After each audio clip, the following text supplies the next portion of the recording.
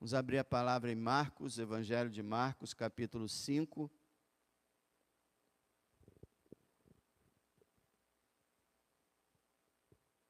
Marcos, capítulo 5. Vamos ler a passagem do verso 1 ao 20.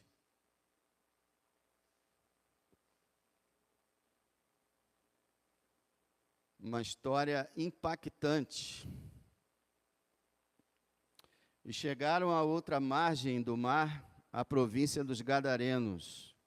Saindo ele do barco, lhe saiu logo ao seu encontro dos sepulcros um homem com espírito imundo, o qual tinha a sua morada nos sepulcros, e nem ainda com cadeias o podia alguém prender.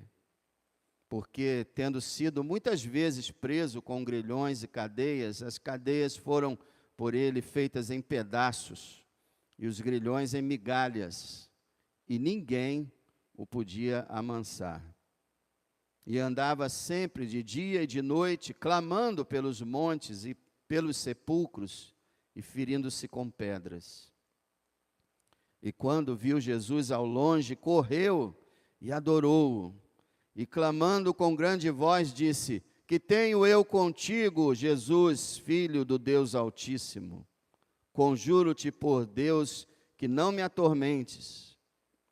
Porque ele dizia: Sai desse homem, espírito imundo. E perguntou-lhe: Qual é o teu nome? Ele respondeu dizendo: Legião é o meu nome, porque somos muitos. E rogava-lhe muito que os não enviasse para fora daquela província. E andava ali pastando no monte uma grande manada de porcos. E todos aqueles demônios lhe rogaram, dizendo: Manda-nos para aqueles porcos, para que entremos neles. E Jesus logo lhe permitiu. E saindo aqueles espíritos imundos, entraram nos porcos, e a manada se precipitou por um despenhadeiro no mar. Eram quase 2.000, e afogou-se no mar. E os que apacentavam os porcos fugiram e o anunciaram na cidade e nos campos. E saíram muitos a ver o que era aquilo que tinha acontecido. E foram ter com Jesus. E viram o endemoniado, o que tivera a legião, assentado, vestido e em perfeito juízo. E temeram. E os que aquilo tinham visto, contaram-lhes o que acontecera ao endemoniado e acerca dos porcos. E começaram a rogar-lhe que saísse do seu território. E entrando ele no barco, rogava-lhe o que fora endemoniado, que o deixasse estar com ele. Jesus, porém, não lhe permitiu, mas disse-lhe: Vai para a tua casa, para os teus, e anuncia-lhes quão grandes coisas o Senhor te fez, e como teve misericórdia de ti. E ele foi, e começou a anunciar em Decápolis quão grandes coisas Jesus lhe fizera, e todos se maravilhavam. Realmente, irmãos, uma das passagens mais impressionantes e impactantes da vida de nosso Senhor Jesus Cristo. Um monstro se torna missionário. O que acontece aqui? Estamos diante de uma das maiores vitórias do bem sobre o mal. Uma das maiores. Podemos dizer que foi a maior expulsão de demônios que conhecemos. Não nos é dito precisamente a quantidade de demônios, mas quando ele fala, meu nome é Legião, a legião romana daquela época tinha 6.000 soldados. 2.000 porcos controlados pelos demônios pereceram. Então você faz uma ideia de que é bem capaz de que tivesse milhares de demônios dentro daquele homem. Uma das maiores demonstrações do poder e da divindade de nosso Senhor Jesus Cristo. Lembra que eu tenho falado que o Evangelho de Marcos, ele tem como objetivo mostrar que Jesus é o Filho de Deus? Pois essa passagem prova isso. Nós vimos na semana passada que o nosso Senhor tem poder sobre o reino material, quando Ele acalmou a tempestade com a sua palavra. E agora nós vamos ver que Ele tem poder sobre o reino espiritual, expulsando aqueles milhares de demônios com uma só palavra. Vamos analisar esse acontecimento através dos seus personagens. Primeiro vamos ver os demônios. Irmãos, deixa eu falar uma coisa. Nós não estamos acostumados muito a falar sobre demônios, nem sobre o diabo aqui nessa igreja. Estamos falando sobre isso hoje porque nós estamos seguindo o Evangelho de Marcos. E a próxima passagem era essa. E realmente é uma passagem muito importante e instrutiva. Por isso nós vamos falar sobre esse assunto que não é nada agradável. Os demônios. Nós vemos no verso 2 a 5 que eles aprisionam os seres humanos e tornam suas vidas insuportáveis. E eu quero já te dizer que não só aqueles que viram um animal selvagem como este homem estão endemoniados. Mas existem muitas pessoas que não demonstram nenhum sintoma assim terrível, assustador, e estão endemoniados. Vamos ver então esse trabalho que esses demônios fazem nos homens. Verso 2 fala que, saindo ele do barco, ele saiu logo ao seu encontro 2 túmulos, né? 2 túmulos, um homem com espírito imundo, impuro. A Bíblia chama os demônios de espíritos imundos, porque eles são imorais, não são bondosos, são perversos. E eu quero também te explicar que esses demônios, quem são esses demônios? São anjos, anjos caídos, anjos rebeldes, que se tornaram perversos. Então, esse homem com esse espírito imundo, diz o verso 3, o qual tinha a sua morada nos sepulcros, esse homem morava nos túmulos. Lucas fala que ele não habitava em casa nenhuma, a casa dele eram os túmulos, e nem ainda com cadeias o podia alguém prender, quer dizer, ninguém podia prender ele com correntes, não adiantava. Familiares, amigos, tentaram fazer isso algumas vezes. O verso 4 explica, porque tendo sido muitas vezes preso com grilhões e cadeias, isso é, com algemas e correntes, as correntes foram feitas em pedaços, e os grilhões, as algemas, em migalhas. E nota bem essa frase, ninguém o podia amansar. Ele era um monstro. Aqueles demônios tomaram conta daquele homem completamente. Aquele homem já não tinha mais vontade, não tinha raciocínio, não tinha liberdade alguma. Ele vivia controlado e dominado por esses demônios, que têm esse tipo de comportamento horroroso. Selvagens, não podem ser amansados, não podem ser presos, e tornam a vida do ser humano miserável. Olha o verso 5. E andava sempre de dia e de noite, clamando pelos montes e pelos sepulcros.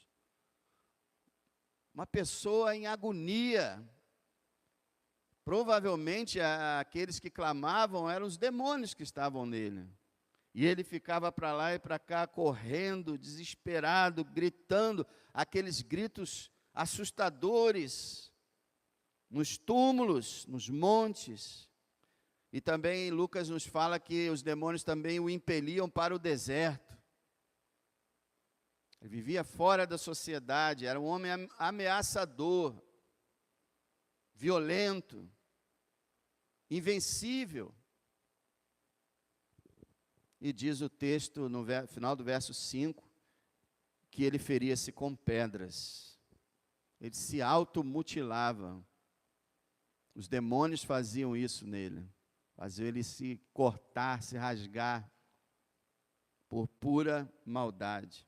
Meus irmãos, como eu falei, os demônios, eles aprisionam os seres humanos e o tornam suas vidas insuportáveis. Fora essa passagem aqui, na Bíblia nós aprendemos que o diabo, que é o líder dos demônios, o diabo e os demônios cegam o entendimento dos incrédulos. Eles escravizam a vontade dos seres humanos, enganam eles com falsas doutrinas, os tentam, oprimem, possuem alguns, roubam, matam, destroem. Por isso a Bíblia diz que o mundo jaz no maligno.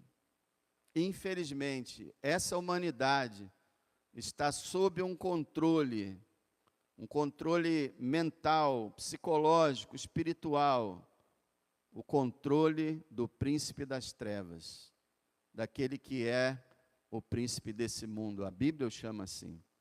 Esse ser perverso, Satanás, também um anjo muito especial, mas se achou orgulho nele. Ele quis ser adorado como Deus, ele quis tomar o trono de Deus, e Deus e os seus anjos o venceram e o expulsaram do céu. E desde aquele dia que ele veio para a terra, tudo que ele quer é roubar, matar e destruir. Ele é o mentiroso e o pai da mentira. Ele começou mentindo aos anjos e depois mentiu aos homens. Conquistou talvez a terça parte, tem uma passagem do Apocalipse que talvez signifique isso, que a terça parte dos anjos de Deus o diabo levou consigo.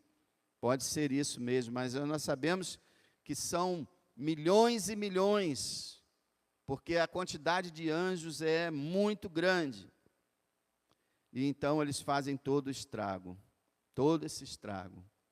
O diabo, usando os seus secretários, fazem coisas terríveis.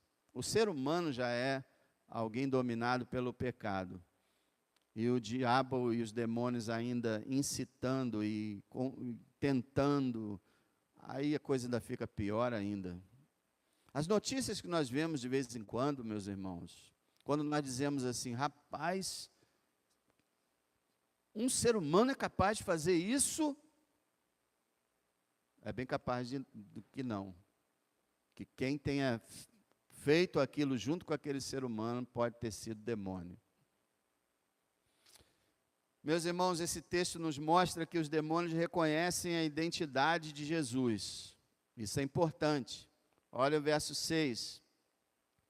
E quando viu Jesus ao longe, correu e adorou-o.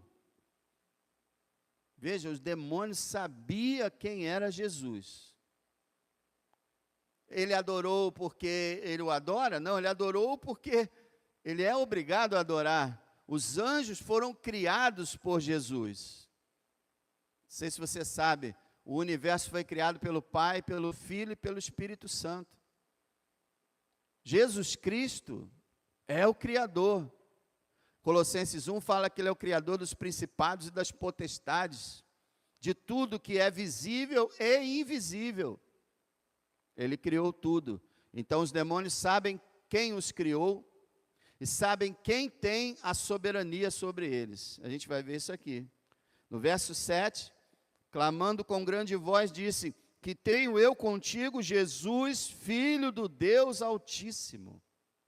Olha o que aqueles demônios chamam Jesus, Filho do Deus Altíssimo. Veja, outra dúvida também, o ser filho de Deus não coloca Jesus como menor do que o Pai. Isso é um engano que todo mundo tem, porque as pessoas falam, ele é filho, não é o Pai, né? Ele é o Filho. Mas Deus é composto por uma trindade, e essa trindade, ela tem o mesmo poder, a mesma glória, mesma capacidade, mesma soberania e autoridade. O Pai, o Filho e o Espírito Santo. Então, os demônios estão aqui chamando Jesus de Deus. Filho do Deus Altíssimo. É interessante isso, porque os demônios que são totalmente perversos, eles, como diz Tiago, né, creem em Deus.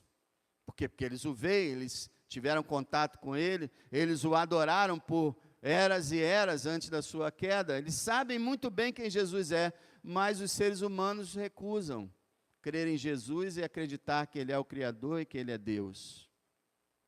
Mas os demônios, de certo modo, creem mais do que a humanidade. É impressionante isso. Outra informação que nós temos dos demônios é que eles odeiam Cristo. Quando eles se ajoelharam diante dele, é a coisa que eles menos querem fazer na existência miserável deles. Mas eles o odeiam. Veja o verso 7. Clamando com grande voz, quer dizer, com ira, com grande voz disse: que tenho eu contigo, Jesus? Olha a declaração daqueles demônios. O que nós temos em comum? Nada. O Senhor está na luz, nós estamos nas trevas. O Senhor faz o bem, nós fazemos o mal. É um antagonismo perfeito e completo entre Jesus e contra o diabo e os seus demônios. Odeiam Cristo. Outro fato aqui é que eles são impiedosos. Eles não têm compaixão, não. Você viu o que eles fizeram com esse homem? Tiraram a vida desse homem. Fizeram ele viver uma vida de um louco. Aliás, meus irmãos, nós cremos pela palavra de Deus que muitos que estão, não digo todos, tá? Mas alguns que estão no manicômio podem estar possuídos por demônios. Não sabemos quem é, não podemos afirmar categoricamente, e sabemos que existe também doença mental. Muitos são apenas doentes, mas também alguns são possessos, com certeza. E aqui nós vemos que é igual o criminoso, né? Ele é impiedoso, mas quando ele é pego, doutor, tem pena de mim, né? Eles vão fazer a mesma coisa aqui. Olha o verso 7, na última parte. Conjuro-te por Deus que não me atormentes.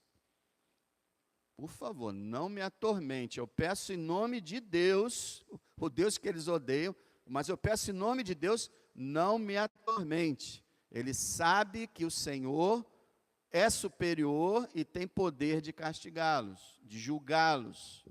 Não me atormente.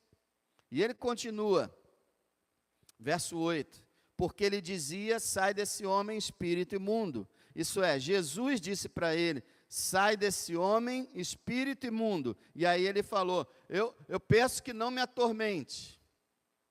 É a única vez também em todas as Escrituras que Jesus dialoga, né, e dá um tempo para que haja uma certa reação.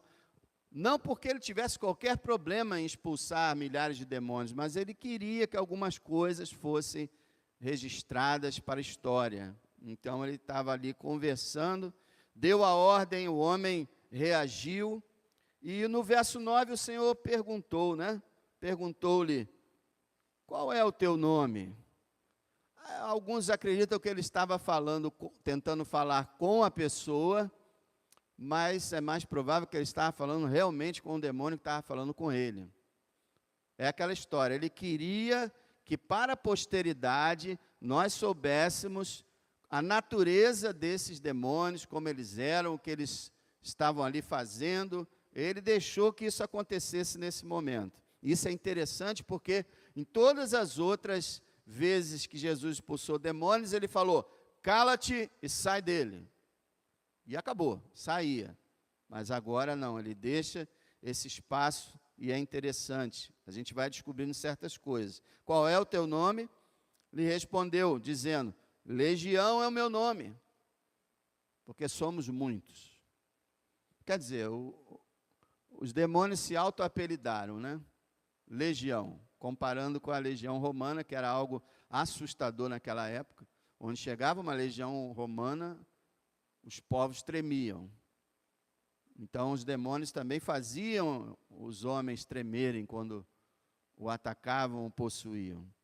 legião. E aí ele explica por que ele está dando o nome de legião, porque somos muitos. Não quer dizer que eles eram exatamente 6.000, que eu te falei que a legião romana tinha 6.000 soldados, mas a ideia é que eles eram muitos, centenas, talvez milhares, dentro de um homem só. E eu fico imaginando como os demônios vivem também numa miséria. Imagina você sendo um espírito, vivendo ali dentro de um homem, você e mais, sei lá, 2.000. Que confusão, que caos, que vida miserável. Por quê? Porque o alvo dos demônios é sempre, sempre, sempre fazer o mal, mesmo que eles tenham que ficar desconfortáveis com isso, mas eles querem fazer o mal. Como eu disse aqui, quando são impiedosos, mas querem ter piedade, continuando aqui, no verso 10, e rogava-lhe muito que os não enviasse para fora daquela província. Por quê? Ali era Gadara, uma das cidades da região chamada Decápolis, porque tinha 7 cidades ali, e predominantemente a população era gentia. Ali tinha muito pouco judeu. Era praticamente uma região mesmo romana, greco-romana. A cultura era assim, até os deuses pagãos eram adorados nessa região. Essa região ficava fora dos limites do controle de Israel, vamos dizer assim. Então, era um lugar que eles adoravam, um lugar que eles tinham plena liberdade. Então, não nos mande fora dessa região, eles dizem. Não enviasse para fora daquela província, aquela região. Lucas também nos diz que eles também pediram para que o Senhor não os lançasse no abismo. E aí as pessoas meio que confundem, né? Porque, ele está falando o quê? Ele está falando do inferno, do lago de fogo? Não. Ele está falando o que a Bíblia diz, que certos anjos que pecaram no início da criação, eles foram colocados em abismos, em prisões eternas, já desde lá do tempo de Noé.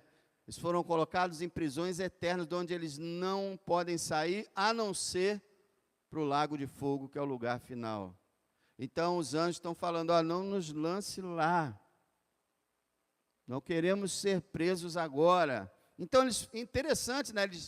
Eles são perversos, impiedosos, mas quando o negócio vem para eles começam a orar. Começam a pedir compaixão. É muito interessante. Isso é a essência da maldade. E aí a gente vê que os demônios, quando têm oportunidade, estão sempre destruindo. No verso 12, ele falou então, e todos aqueles demônios lhe rogaram, dizendo, manda-nos para aqueles porcos, para que entremos neles. E aí vem essa cena interessante. Verso 13, Jesus logo lhe permitiu.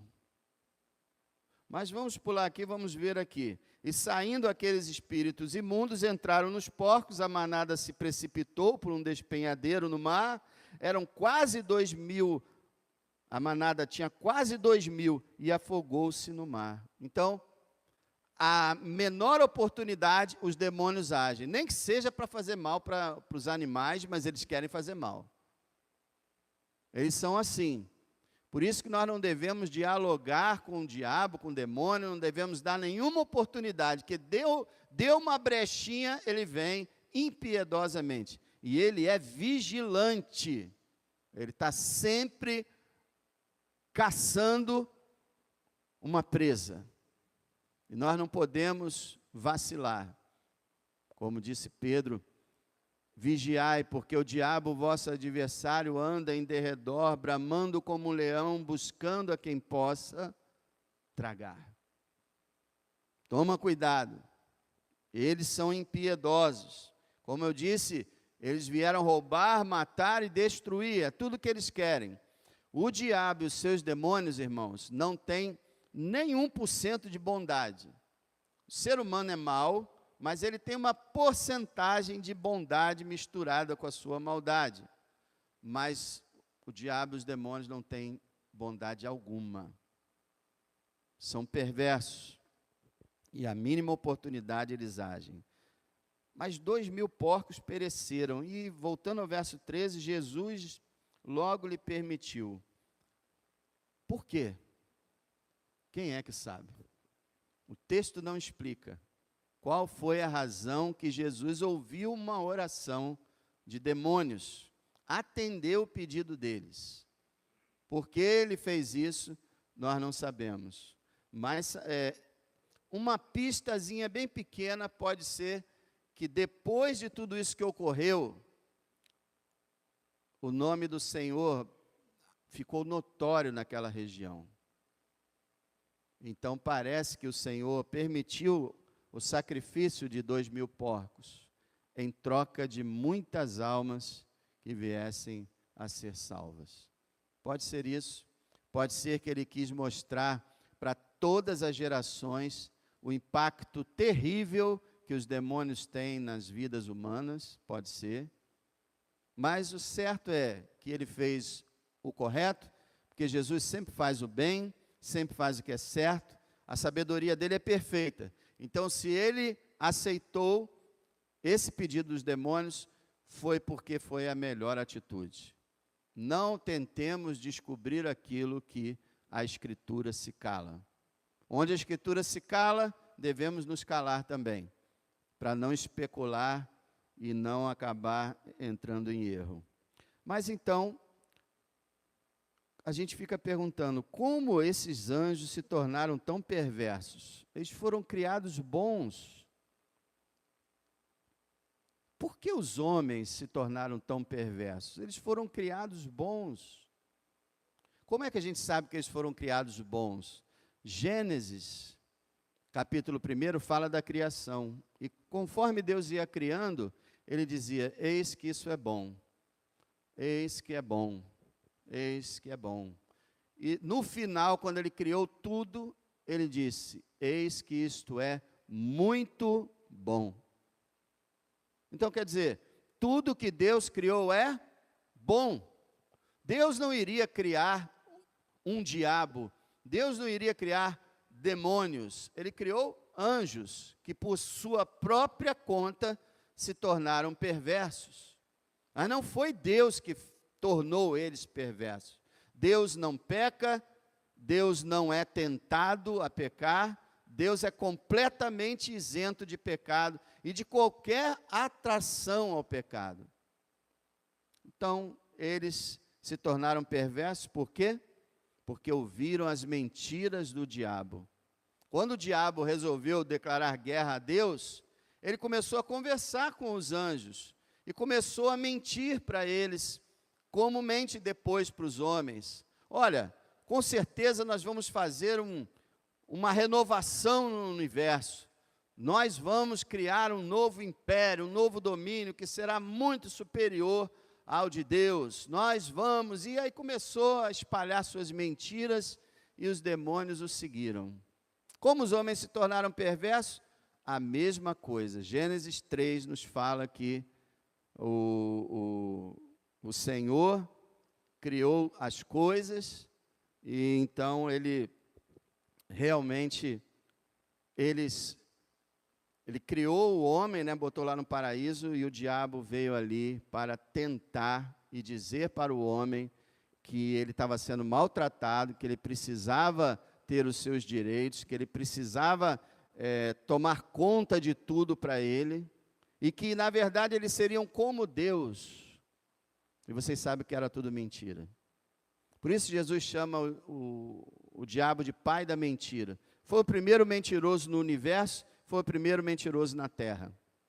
E olha, preste atenção, abramos um parênteses aqui. Aquele que mente está fazendo o papel do diabo. O diabo é o pai da mentira. Então, evitemos todo e qualquer tipo de mentira. Mas, irmãos, vamos então ao segundo personagem aqui, o Senhor Jesus Cristo. Claro, o Senhor Jesus Cristo. Nós vemos nessa história, meus irmãos, que ele tem poder e autoridade para expulsar milhares de demônios de uma só vez. A gente vê histórias de pessoas tentando fazer exorcismos, expulsar demônios, e passando semanas, dias, meses, tentando expulsar um, e o Senhor, com uma palavra, expulsa os demônios de uma vez só. Ele, meus irmãos, o Senhor Jesus, tem poder e graça para transformar um monstro em missionário, porque é isso que acontece. Ele te ama, Ele quer te salvar, Ele tem poder para te salvar, Ele pode te libertar de qualquer situação, Ele pode libertar você de qualquer ataque maligno. Basta crer no seu nome, confiar nele e viver para ele.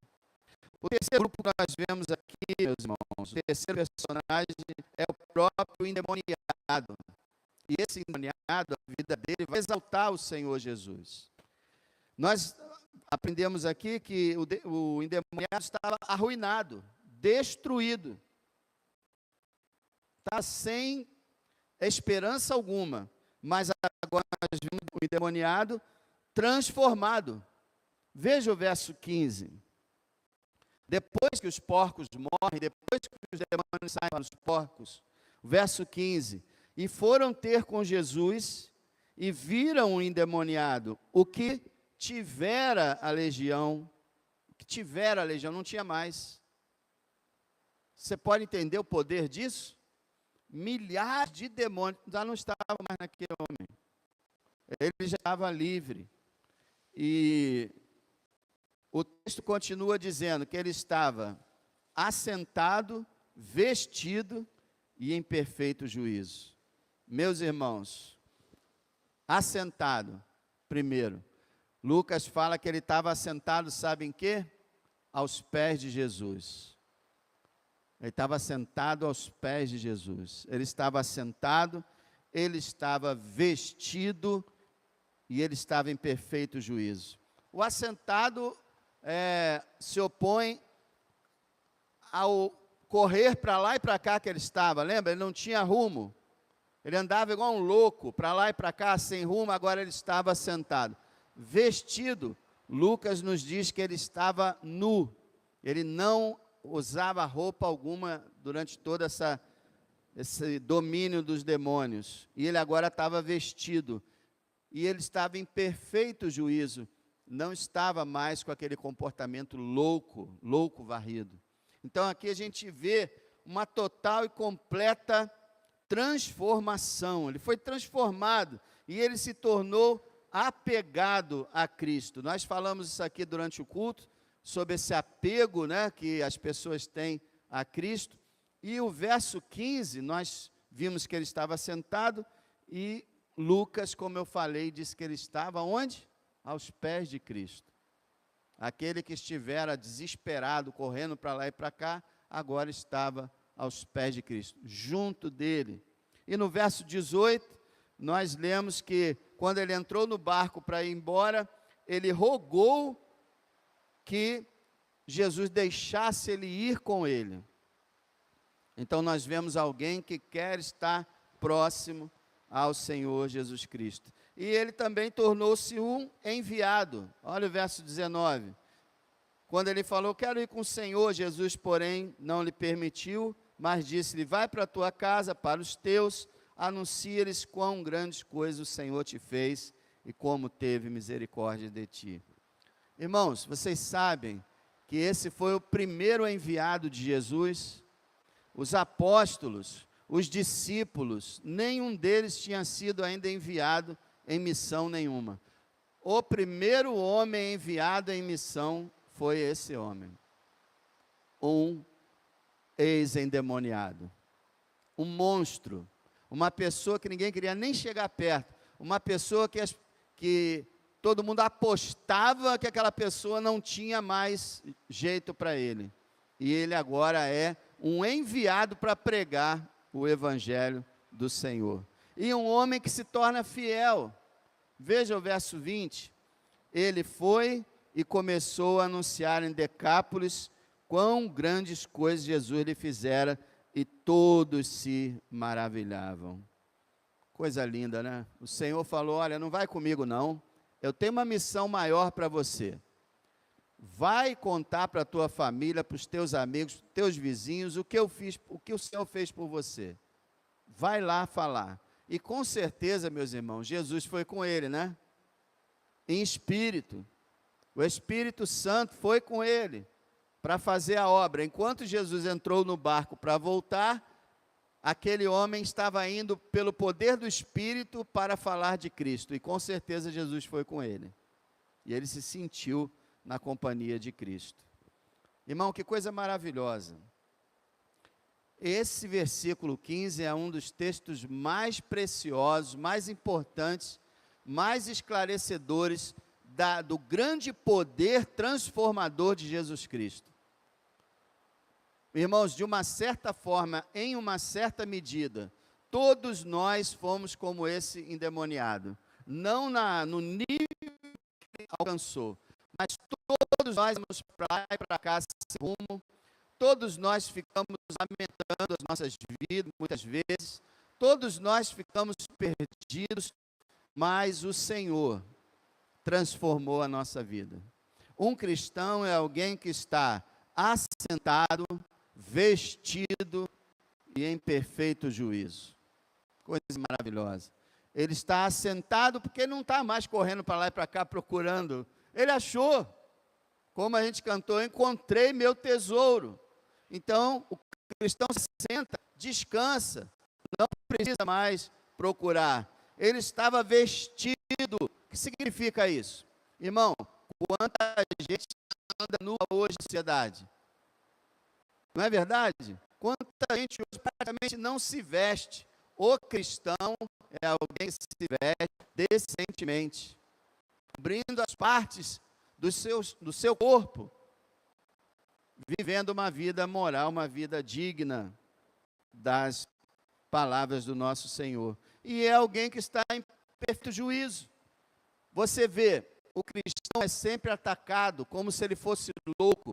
Até mesmo o apóstolo, o grande apóstolo Paulo, Félix disse para ele assim: Paulo, tuas muitas letras te fazem delirar. Chamou Paulo de louco.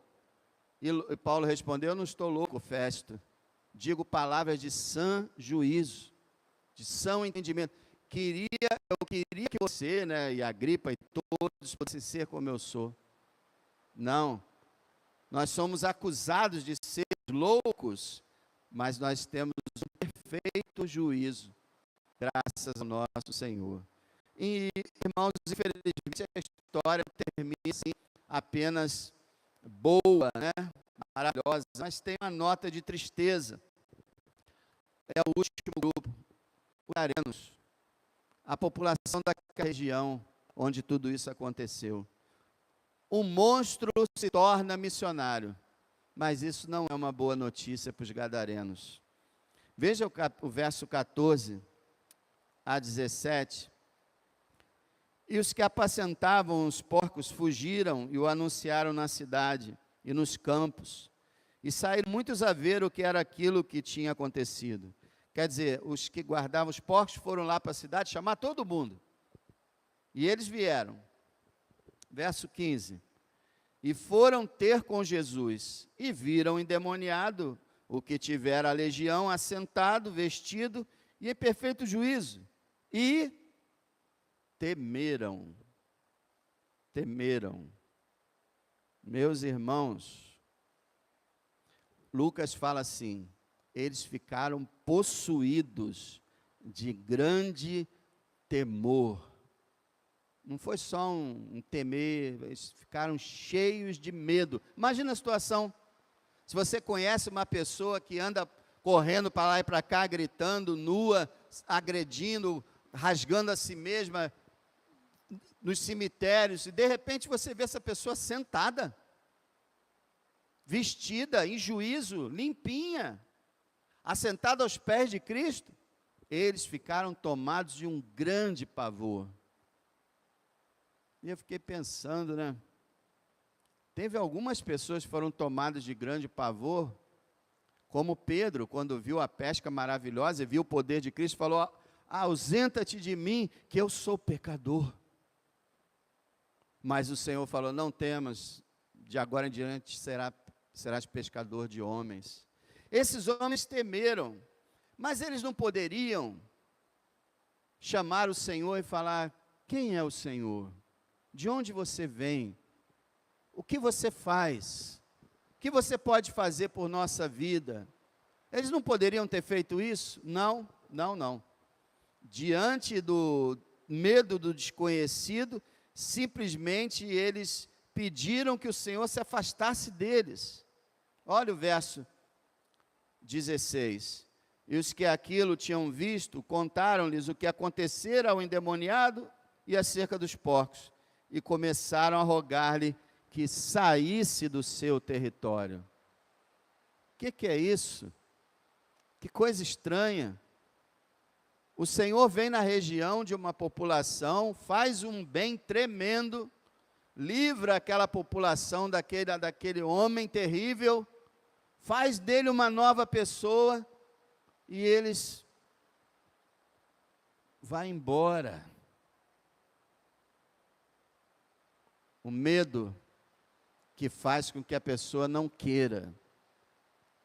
Eu lembro quando eu estava quase por me converter, eu ficava assim: não quero me converter, não quero que minha vida mude, não, vai mudar tudo. Aí eu ficava com medo.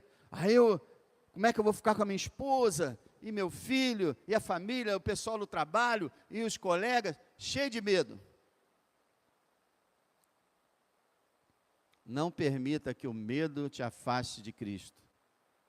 Faça com que o medo te aproxime de Cristo. Porque Jesus é aquele que diz: não temam, não tenham medo. E olha, quase dá vontade de chorar vendo que eles perderam a maior oportunidade de suas vidas. Veja o verso 18, quando diz: e entrando ele no barco. Olha só, eles imploraram a ele: vá embora. Você notou uma coisa aqui? Ele não discutiu. Ele não falou para eles: rapaz, vocês sabem o que vocês estão fazendo? Eu sou o Salvador. Eu posso perdoar os pecados de vocês, levar vocês para o céu. Vocês precisam me ouvir. Não. Ao contrário do que muitos pensam, Jesus nunca forçou, nunca obrigou ninguém a crer nele. Lembra quando em João 6, todo mundo ouviu a pregação dele, não gostou e foram embora. E Jesus chegou para os 12 e falou: vocês também querem ir? Não, Jesus sempre falou: se alguém quiser, beba dessa água, siga-me. Se alguém quiser. Ele não se impõe como um ditador.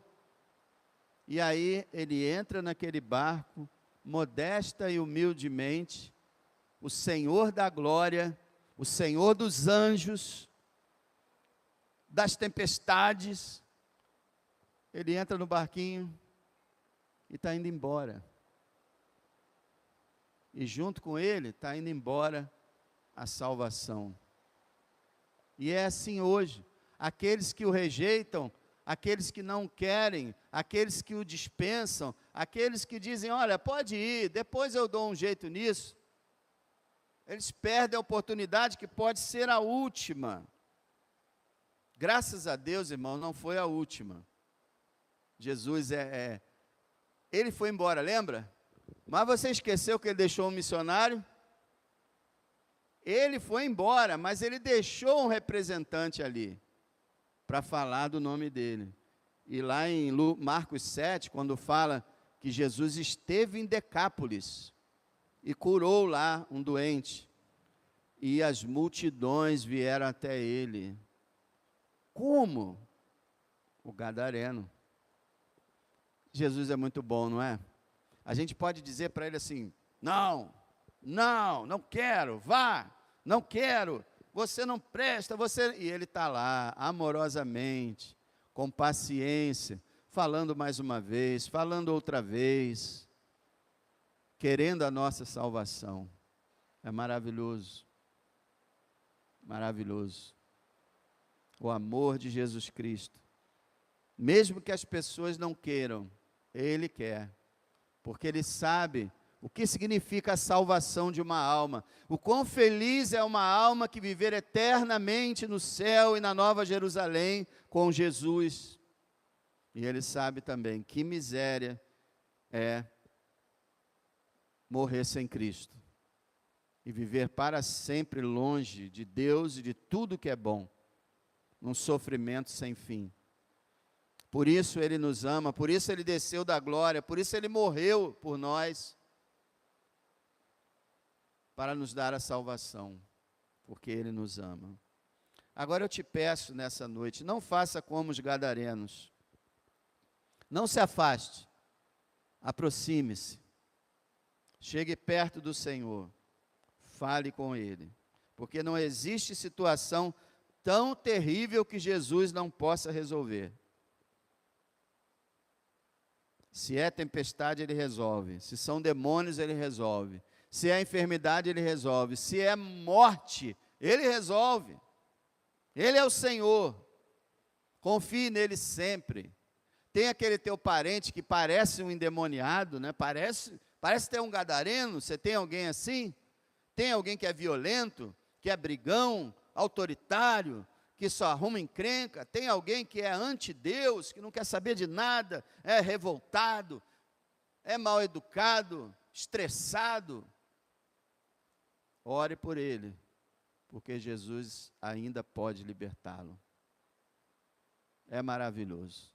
Jesus pode nos fazer se assentar, nos vestir e ficar em perfeito juízo. Louvado seja o seu nome. Pai, nós queremos te agradecer, ó Deus, por tudo que tu és, por tudo que tu fizeste na nossa vida. Assim como esse endemoniado, Senhor, nós também estávamos perdidos. O Senhor nos encontrou. Eu te peço, ó Deus, que todos que aqui estão possam ser encontrados por ti. Todos que aqui estão possam reconhecer que não há Salvador fora de ti. E que não há salvação sem ti. Muito obrigado, Senhor. Eu te peço, ó Deus, que se tiver demônios perturbando nossa vida de alguma forma, que o Senhor os expulse de perto de nós, ao redor de nós. Que o Senhor nos ajude a vencer qualquer cilada, qualquer tentação maligna, e que possamos continuar no teu caminho até a glória final. Louvado seja o teu nome para sempre, Senhor. Em nome de Jesus Cristo. Amém.